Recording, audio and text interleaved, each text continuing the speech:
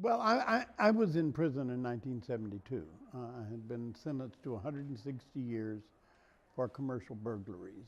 So I got enthusiastic about Sissy's candidacy, and of course, who is governor affects convicts probably more seriously than they affect other people. So I went to work on the guards because convicts couldn't vote, but the guards could. And I was able to persuade 2 or 3 guards to vote for Sissy. I got out in 1975 after serving 4 years, 4 months, and 17 days on my prison sentence.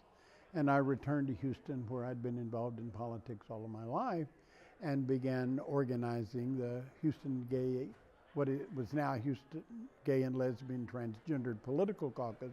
But in 1978, I organized Town Meeting 1. It was to get gay people together in a parliamentary procedure controlled meeting and decide what is going to be our future. What are our priorities? What do we as a movement want? How are we going to accomplish it? Sissy Farenthold's name came up in the discussion of who shall we ask to keynote this. And as far as I was concerned, discussion was over at that point, because Sissy had such a clarity about her feminist position that I was aware of even from the dark hole of a prison cell because of media coverage. What resulted was one of the most remarkable speeches I have ever heard in my life. She scripted out what, if you actually sit down and read it, like in a continuous, about 11-minute speech. But it wound up being so much longer because it was interrupted by 9 standing ovations. I'm making hash marks. How many, more applause than that, but 9 standing ovations.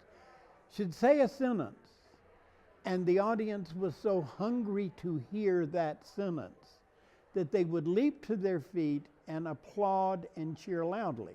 Now, what was fascinating to me, how did this speech begin with one, has already been put to me, why would a straight woman with 4 children be this concerned about gay and lesbian rights?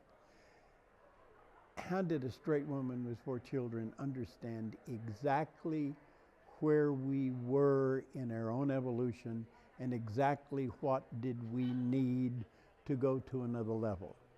That's the miracle. And Sissy brought that into that room, as she has so often done.